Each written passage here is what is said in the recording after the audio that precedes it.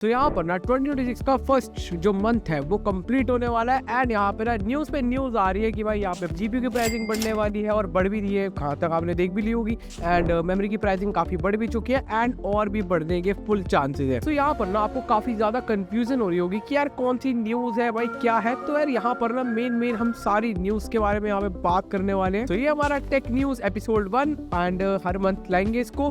फटाफट से लाइक कर दो और चैनल को सब्सक्राइब कर दो। तो सबसे पहले हम बात शुरू कर लेते हैं डीप सीक की, क्योंकि यही से ना पूरा नैरेटिव ट्विस्ट होता है। चाइना का deep seek R1 model suddenly market में आया है और उसने ना यहाँ पे ओपन एआई जैसे जायंट्स वगैरह को ना काफी अनकंफर्टेबल भी कर दिया है। बाकी मैंने यूज करा था, मुझे कोई खास इतना अच्छा नहीं लगा, बट स्टिल रीजन यहाँ पे सिंपल है। डीप सीक ने दिखाया कि तुम ना बिना $1 ट्रिलियन इंफ्रास्ट्रक्चर के भी पावरफुल रीजनिंग मॉडल्स बना सकते हो। उन्होंने यहाँ पे ऑप्टिमाइजेशन, पार्स कंप्यूट और क्लेवर आर्किटेक्चर यूज करके सेम लेवल आउटपुट निकाला, वो भी फ्रैक्शन ऑफ कॉस्ट पे। अब इसका जो इम्पैक्ट है ना वो सिर्फ एआई इंडस्ट्री पे नहीं पड़ रहा, वो यहाँ पे ना एनवीडिया के स्टॉक पे भी डायरेक्टली पड़ता है। क्योंकि यहाँ पे ना इन्वेस्टर को ये रियलाइज हुआ कि फ्यूचर में हर एआई वर्कलोड को H100 एंड B200 की जरूरत ज्यादा नहीं पड़ेगी। यहाँ पे देखो ना एक चीज समझो, अगर एआई मॉडल्स जो है वो चीपर हार्डवेयर पे चलने लगे तो डाटा सेंटर्स कंपनीज का बाइंग बिहेवियर चेंज होगा। मतलब जो एनवीडिया के एंटरप्राइज जीपीयूज की अनलिमिटेड डिमांड चल रही है ना, वहाँ पे देखो ब्रेक लग सकती है। बट लेकिन ना देखो, इसका मतलब ये नहीं है कि जो गेमिंग वगैरह करने के लिए जीपीयूज है वो सस्ते हो जाएंगे। उल्टा कंपनीज जो अपना फोकस है ना वो और ज्यादा एंटरप्राइज पे लॉक कर रही है और कंज्यूमर जीपीयूज को मिनिमम एलोकेशन मिल रहा है। अब इस बीच ना ओपनएआई ने अपना स्टारगेट प्रोजेक्ट अनाउंस किया, जिसमें माइक्रोसॉफ्ट के साथ मिलकर $multi-billion एआई सुपर क्लस्टर्स बनाए। अब ये जो क्लस्टर है ना वो सिर्फ ट्रेनिंग के लिए नहीं है, मतलब फ्यूचर में ना लोकल पीसी पे कम और क्लाउड पे ज्यादा डिपेंड रहने वाले हैं। और जब भी ना यहाँ पे क्लाउड पे लोड बढ़ता है तो यहाँ पे RAM, SSD, GPU supply chain पे प्रेशर पड़ता है और प्रेशर ना यहाँ पे ऑलरेडी पीक पे है। अब जो मेमोरी मैन्युफैक्चरर्स है ना वो यहाँ पे ओपनली ये बोल रहे हैं कि उनके लिए HBM प्रोडक्शन उनके लिए प्रायोरिटी बन चुकी है। SK hynix, सैमसंग और माइक्रॉन अपनी बेस्ट वेफर्स उनके लिए रिजर्व कर रहे हैं, क्योंकि देखो यार यहाँ पे मार्जिन ज्यादा देखने को मिल रहा है उन लोगों को। अब रिजल्ट देखो यहाँ पे ये होता है DDR5 एंड GDDR6 और GDDR7 साइड में चली जाती है। अब यहाँ पे जो गेमिंग के लिए जीपीयूज होते हैं ना उनकी VRAM यहाँ पे महंगी होती जा रही है, DDR5 रैम कॉस्टली होती जा रही है और एसएसडी की नैंड सप्लाई जो है ना वो भी काफी टाइट है। माइक्रोसॉफ्ट ने को-पायलट पीसीज को अग्रेसिवली पुश करना शुरू कर दिया है, जहाँ एनपीयू मैंडेटरी बन रहा है। Intel core ultra, Ryzen AI, Snapdragon X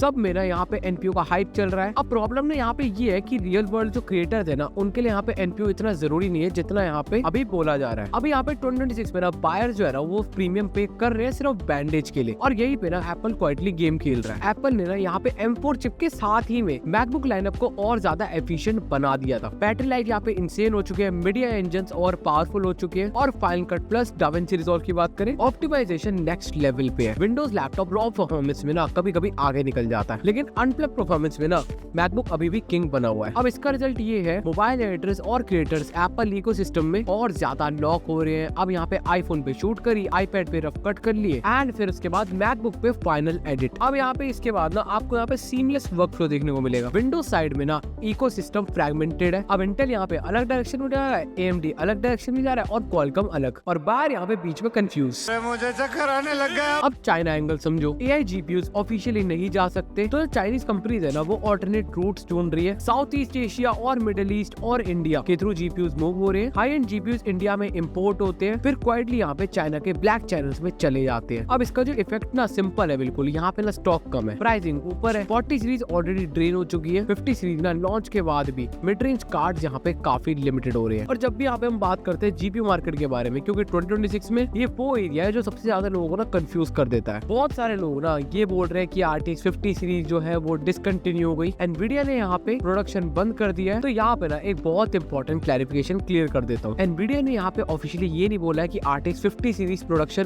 बिल्कुल बंद हो चुकी है, लेकिन इंडस्ट्री सप्लाई चेन के इनसाइडर्स और मार्केट बिहेवियर्स के हिसाब से RTX 50 series production effectively pause हो चुकी है। स्पेशली मिड रेंज और हायर VRAM वेरिएंट्स इन्वॉल्व्ड है। सिंपल बोलूं तो वेफर एंड मेमोरी एलोकेशन ज्यादातर एंटरप्राइज एआई एक्सेलरेशन के लिए जा रही है, इसलिए actual manufacturing capacity gaming GPU silicon के लिए लिमिटेड हो गई है। अब थोड़ा ब्रॉडर हार्डवेयर इकोसिस्टम की बात करते हैं। मिनी पीसी और small form factor PC builds अब ट्रेंड में आ रहे हैं। Traders, programmers, remote workers, Ryzen mini boxes बहुत पॉपुलर हो रहे हैं। नॉइज लो है, पावर कंजम्पशन लो है, डेस्क स्पेस मिनिमल है, पर जैसे तुम डिस्क्रीट जीपीयू ऐड करते हो पूरा एडवांटेज वैनिश हो जाता है। और यही पे ना एक और इंटरेस्टिंग शिफ्ट चल रहा है। माइक्रोसॉफ्ट ना क्विकली यहाँ पे एनवीडिया को चैलेंज करने की तैयारी कर रहा है। माइक्रोसॉफ्ट ने अपना second generation in house AI chip launch की है जिसका नाम है माया 200। ये चिप जो है ना वो TSMC के 3 नैनोमीटर प्रोसेस पे बना है, मतलब कटिंग एज सिलिकॉन। इसके अंदर ना काफी ज्यादा SRAM मेमोरी दी गई है ताकि यहाँ पे ना चैटबॉट और AI वर्कलोड में लेटेंसी कम हो और रिस्पॉन्स भी ताकि फास्ट मिले। अगर मैं यहाँ पे सिंपल लैंग्वेज बताऊँ ना तो माइक्रोसॉफ्ट यहाँ पर सिर्फ क्लाउड प्रोवाइडर नहीं रहना चाहता, वो खुद यहाँ पे ना AI हार्डवेयर प्लेयर बनना चाहता है। अब देखो यहाँ पे रीजन तो यहाँ पे आप सबको ही पता होगा, वो है कंपोनेंट कॉस्ट। जैसे कि रैम देख लो, ग्लोबल रैम शॉर्टेज जो कि AI डाटा सेंटर्स यहाँ पे क्रिएट कर रहे हैं, उनका जो इम्पैक्ट है ना वो कंसोल पे भी पड़ रहा है। DRAM मैन्युफैक्चरर जो है ना HBM और सर्वर मेमोरी को प्रायोरिटी दे रहे हैं। कंज्यूमर रैम यहाँ पे एक्सपेंसिव होती जा रही है। सोनी के लिए PS6 का BOM कॉस्ट कंट्रोल करना मुश्किल है। अगर ये देखो ट्रू है तो PS5 ना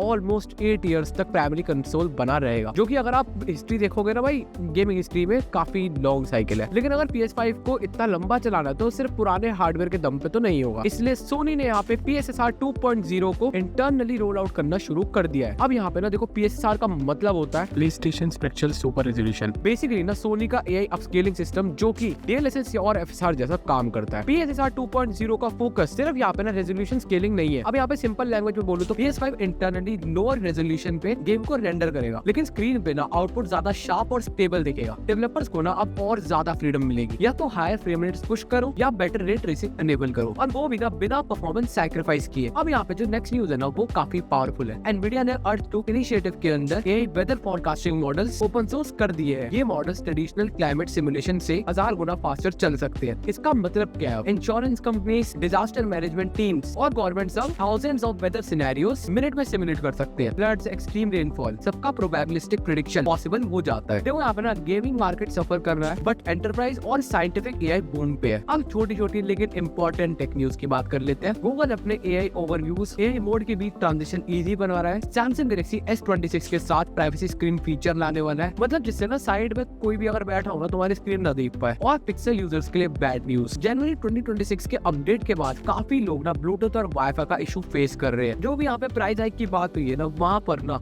ये जो स्टोरी बताई है मैंने, इसके अलग अलग पार्ट्स है। ऑल्सो हमने यार 2 वीडियोस और भी बना रखी है जो प्राइस हाइक की है रैम की एंड GPUs की, यहाँ पे आप इसके बाद चेकआउट कर सकते हो। एंड देखो फाइनली मैं हर वीडियो में ये कह रहा हूँ जो प्राइस हाइक की है, एंड अभी भी यही कहूंगा, जितना जल्दी हो सके आपको लैपटॉप बाय करना है, कंसोल बाय करना है, PC बाय करना है, कुछ भी बाय करना है तो आप अभी से कर लो, क्योंकि बाद में ये प्राइस धीरे धीरे करके बढ़ते जा रहे हैं एंड और भी बढ़ेंगे। एंड बाद में ये बात कंफर्म है कि आप रिग्रेट करने वाले हो अगर आप अभी बाय नहीं करोगे। सो आगे यार आज के लिए बस इतना ही। अगर वीडियो पसंद है तो लाइक कर देना, चैनल को सब्सक्राइब कर देना ऐसे और कंटेंट देखने के लिए। बाकी हम मिलते हैं बढ़िया से नए कंटेंट के साथ अगली वीडियो में, तब तक के लिए बाय बाय।